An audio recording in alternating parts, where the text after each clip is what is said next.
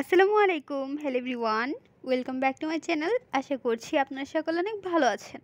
আজকে খুবই মজাদার একটি রেসিপি নিয়ে চলে আসলাম। রেসিপিটি হলো গরুর পায়া বা নেহারি।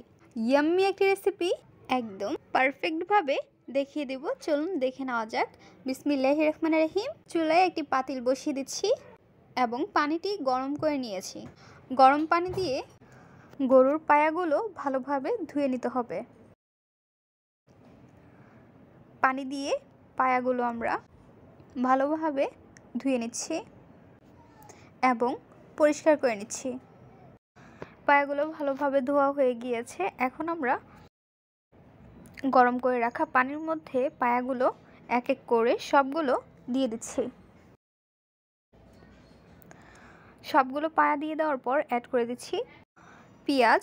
এখানে আমরা পেঁয়াজের পিসগুলো একটু বড় রেখেছি। আদা রসুন বাটা, হলুদের গুঁড়ো 1 টেবিল চামচ, পরিমাণ অনুযায়ী লবণ দিয়ে দেওয়ার পর খুন্তির সাহায্যে আমরা সবগুলো একত্রে মিক্সড করে নিচ্ছি।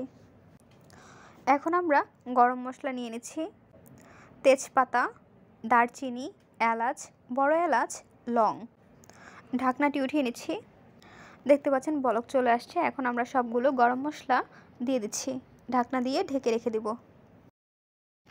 ঢাকনাটি উঠিয়ে নিচ্ছি। এখন আমরা আবারও ঢাকনা দিয়ে ঢেকে রেখে দেব। 3 থেকে 4 ঘন্টার মতো আমরা পায়াটি ভালোভাবে জাল করে নিয়েছি। ঢাকনাটি উঠিয়ে নিচ্ছি। পায়া থেকে তেল উঠিয়ে নিব। তেলগুলো উঠিয়ে নিয়ে নেওয়ার পর দেখতে পাচ্ছেন পায়া বলক চলে আসছে। পায়াগুলো ভালোভাবে জাল করা হয়ে গিয়েছে। চুলায় বসিয়ে দিচ্ছি একটি কড়াই। এর মধ্যে দিয়ে দিচ্ছি তেল। অ্যাড করে দিচ্ছি পেঁয়াজ কুচি দিয়ে নাড়াচাড়া করে নিচ্ছি।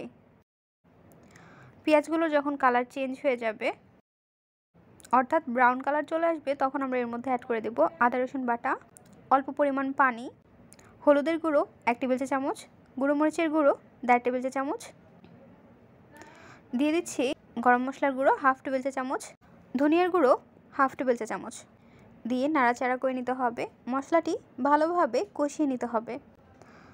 মশলার মধ্যে যখন চারপাশে তেল উঠে আসবে, তখন আমরা এর মধ্যে দিয়ে দিব